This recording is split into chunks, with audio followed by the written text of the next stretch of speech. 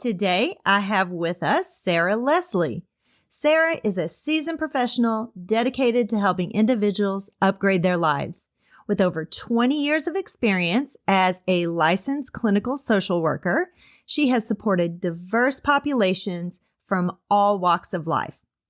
Now, an upgrade coach for high-impact leaders, Sarah empowers them to achieve personal freedom through upgrading their self-leadership and increased visibility. Her commitment to personal growth sets her apart as she believes in continuously upgrading oneself for fulfillment and success. Without further ado, here is my guest host for today, Sarah Leslie. Are you in a new season of your life? Are you stuck and searching for clarity so you can make a career change? Do you just need the courage to switch careers?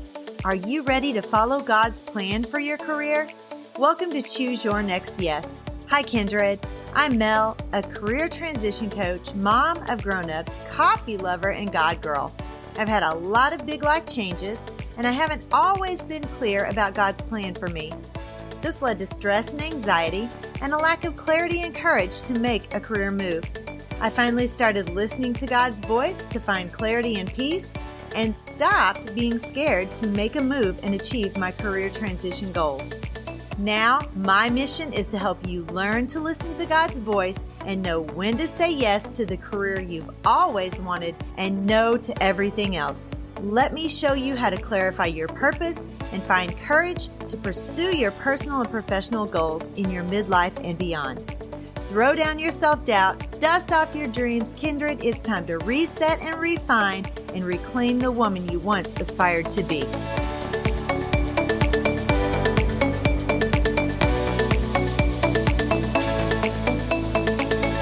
Hello, everybody. Welcome back to Choose Your Next Yes. I am so excited. I have another guest with me today.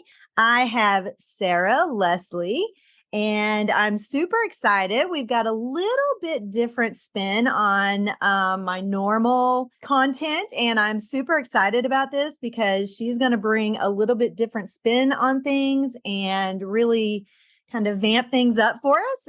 It's always nice when I have someone who can share the load with me and bring a different perspective. And so I am super excited. Hello, welcome to the show. Hi, I'm so glad to be here. Thank you. You're welcome. We're super excited to have you. How is it up there in North Carolina? Tell us about that. North Carolina is great. North Carolina is beautiful. We travel around and we've been here since off and on since last October. And now we're staying literally in right downtown, which is a whole new experience. And it's been great. So you have a little bit of a story with being in North Carolina. Can you give us a little bit of information about that? It's kind of an intriguing story, and I'm kind of jealous in a little bit of a way about the whole thing. I get that. I totally get that. I get that regularly, actually. I lived in Florida for years and years and years and years is the easy way to describe it. And about 3 years ago, I really felt clearly that I was getting a calling to head to North Carolina. And the way that I kind of know, at least one of the ways that I will describe God talking to me is when I hear it in threes.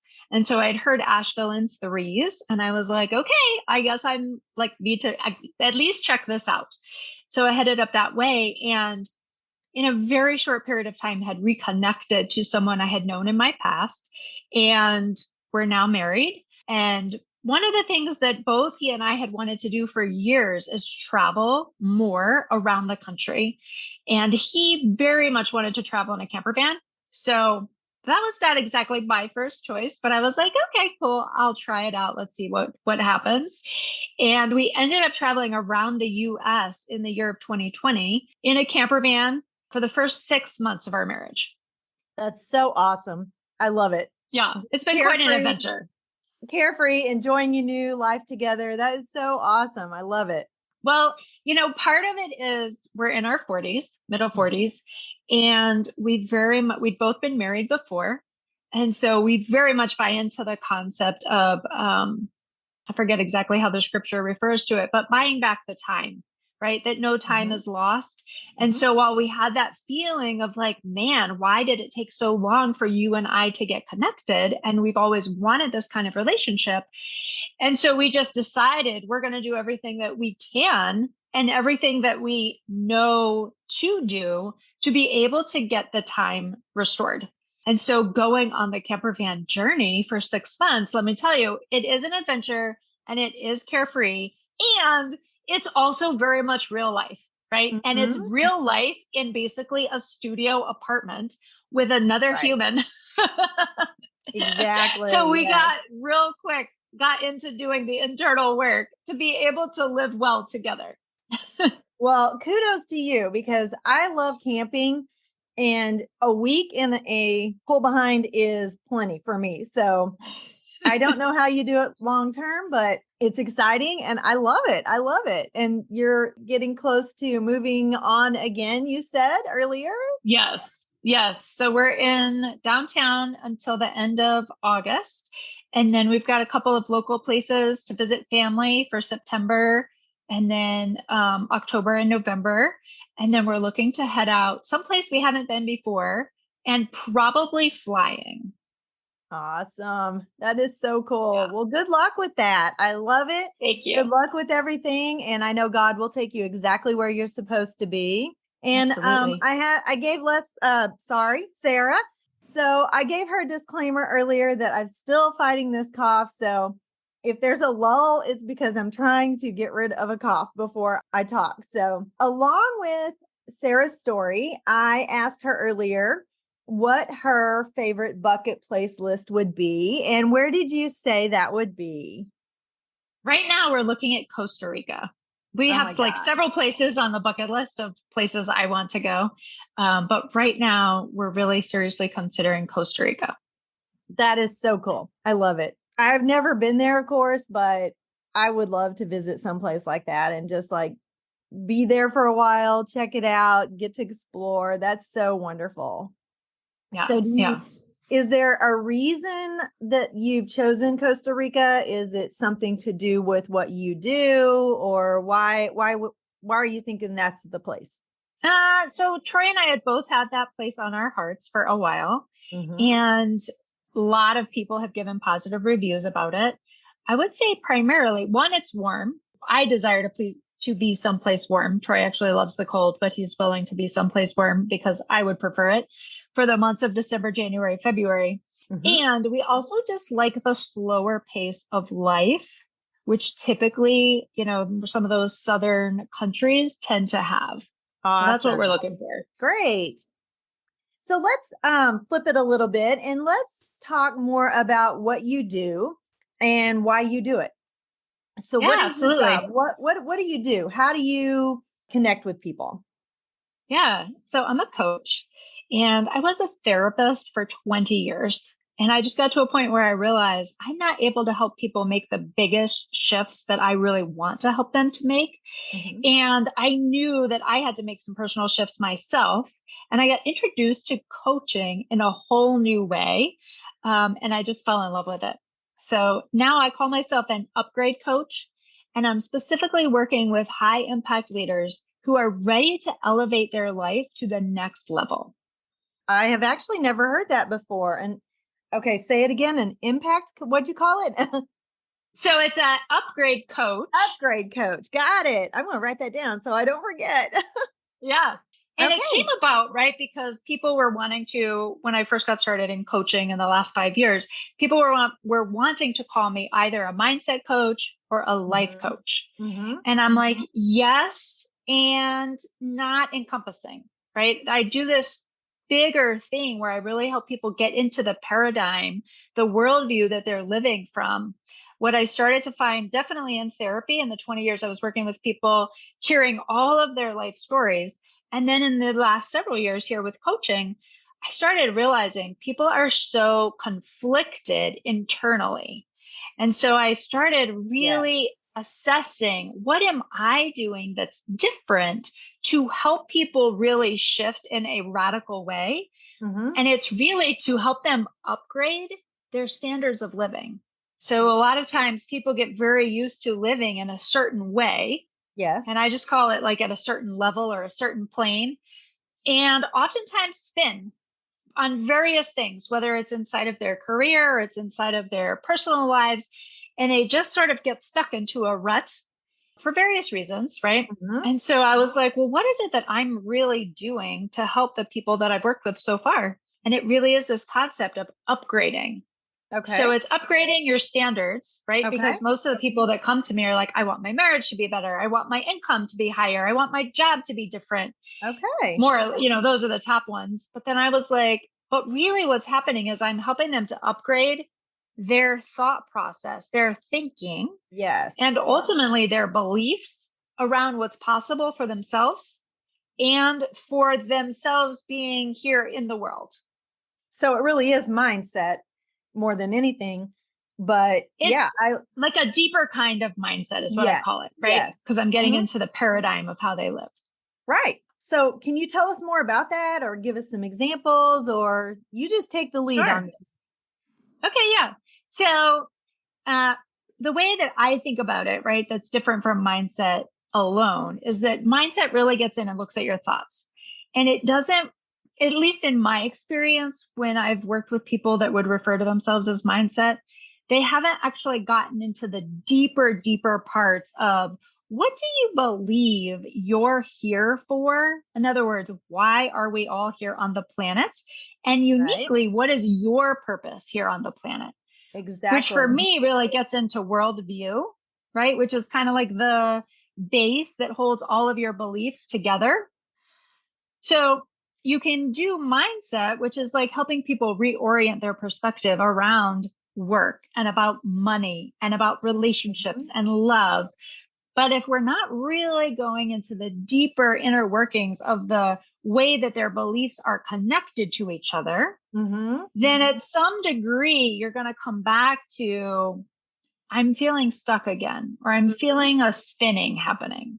Uh-huh. So that's really the difference for me. And so I basically came up with my own title, which is Upgrade Coach, because it's combining these different components and really coming up with helping people basically upgrade their worldview Right. so that they can, let's just take, for instance, I have one client right now who I am helping her go from working in corporate America to actually she's now wanting to be a coach.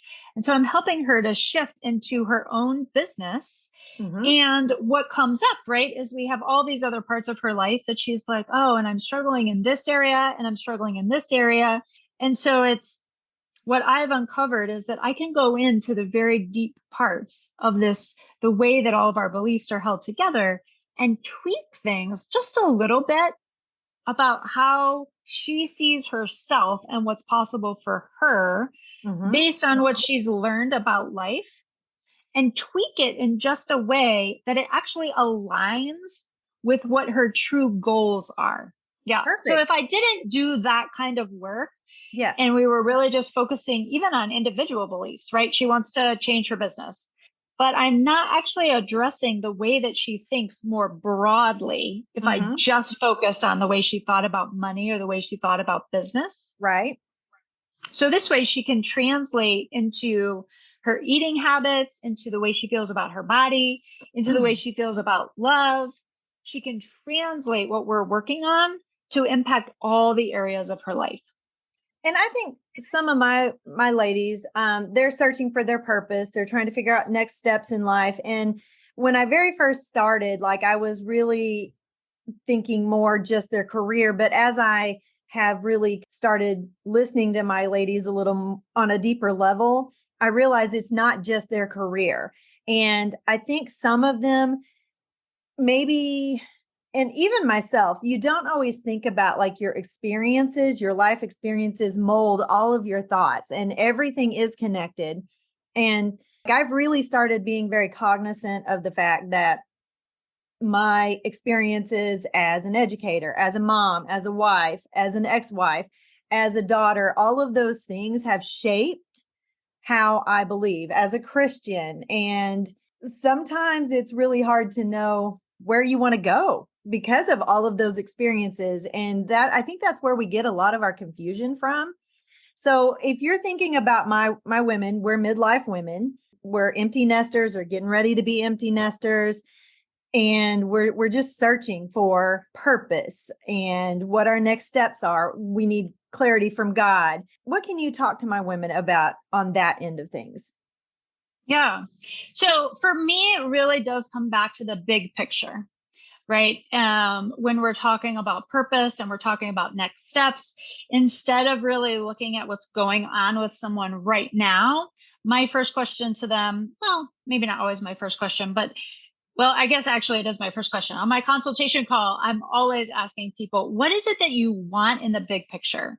What does your vision look like?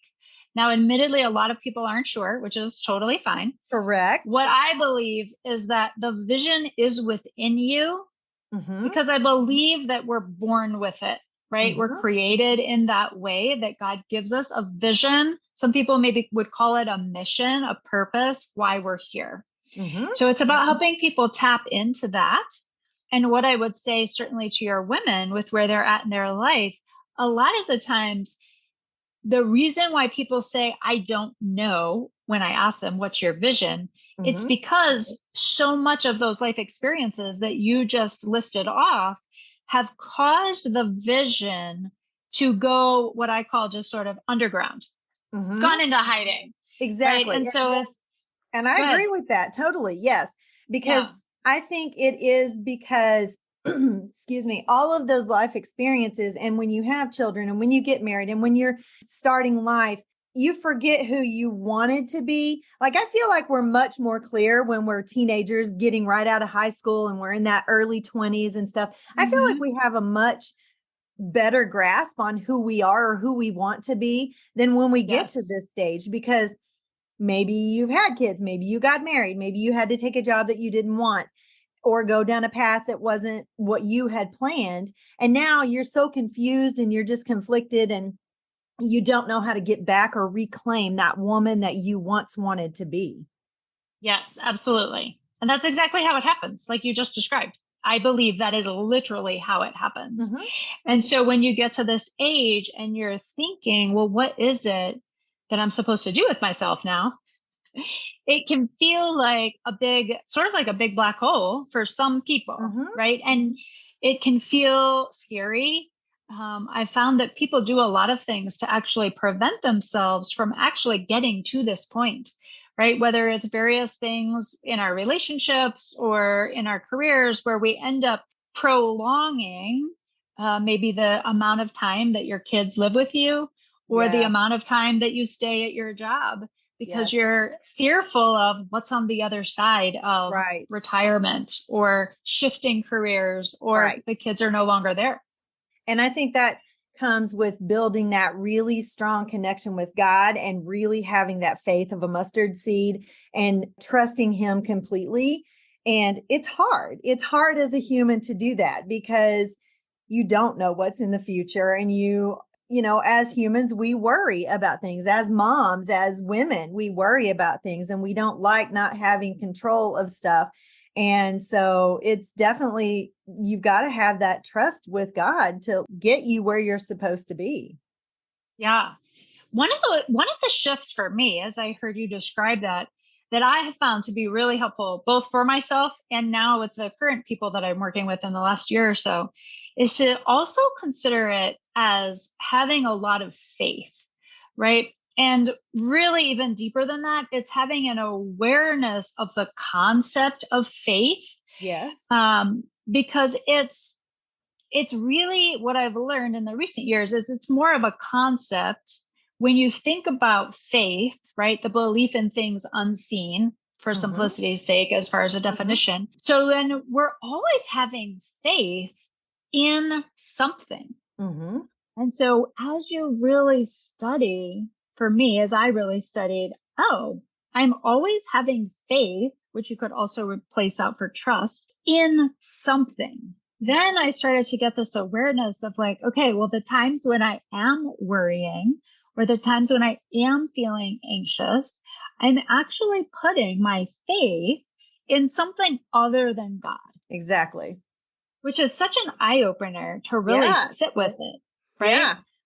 And so then you can ask yourself the question of like, well, what are you putting your faith in when you're going into those places or sitting in worry or stress or anxiety?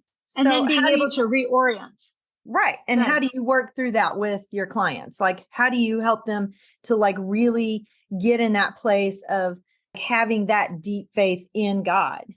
So I would say for me, it's really been a process of study and learning more so than anything, because again, growing up in the church, very much in that whole system, I would say until about 30, when I was able to actually step back and really look at what I had been learning and what I had been saying, I believed from a more critical vantage point. And when I really started to be more of like the observer and looking at myself and what I believe, I started realizing that I had a lot of competing beliefs. Therefore, I was causing a sense of like internal conflict. Yes. So I had to spend time getting that sorted out, because at the end of the day, right, as Paul talks about, you end up feeling like a double-minded person. Yes. And I've had that, I mean, even recently, like, you know, people say God is not a God of confusion, but there's been a couple of things recently that I'm like super confused about. And I'm like, okay, God, I don't know. Are you telling me to do one thing? And like, because I feel very confused about what I'm supposed to be doing in this specific situation. And I think the enemy comes in there at that point, and it's really the enemy who's giving you that confusion. And we're back to that lack of trust, lack of faith in God. And we're just letting that worldview, the enemy, come in and be that thing that we've got our faith in instead of God. So, yeah. So for me, it's like re-anchoring. The journey has been re-anchoring. And now what I help people with is re-anchoring in faith from a place both of knowing it's true and also feeling it in the moment, like having feelings that support knowing it's true. But I go back to the knowing it's true, because when we have feelings like I feel distant from God, or I feel separated from God, or I can't find my way back to that feeling that I like to have where things feel good. And so for me, it was like, okay, I have to have a foundation that allows me to know that this is true. In other words, coming back to this place of faith in God as a fact versus something that, you know, I think for a lot of years, I had the experience that I would waver because of the way that I felt. And so even though I maybe knew some things, I wasn't as rooted as I thought I was in the knowing of the truth. Turns out for me personally, there was a lot of things that I learned in early childhood and into my 20s that really wasn't as clear as I thought it was in my Christian faith. And I think, you know, when we're younger and stuff, we take a lot of things at face value. You know, I grew up in the church as well, and we just take, because we're listening to adults. And so we just take in what they say, and things are very crystal clear when you're younger. And then when you get to that point and you have to start making those decisions, then digging into the Bible and digging into the word and really testing your own thoughts and what people have told you against what the word actually says, you know, it does become a little more confusing at that point. It does, because your foundation is being shaken. Exactly. Exactly. Yeah. And that's really, you know, at the heart of the work that I do with people, that's what I'm doing, is helping them reshape their foundation. Okay. Which is why I feel so passionate about doing it, because I know for me, when I started having that shaking happening, it was very unsettling. And I had always been a high achiever, a high performer, very like diligent. And so to have the foundation start to shake when I thought the foundation was very solid, it was a very unsettling experience, which is literally what led me into coaching for myself. Yeah, exactly. Exactly. And I'm kind of the same way, because I just was searching for something and I started this podcast.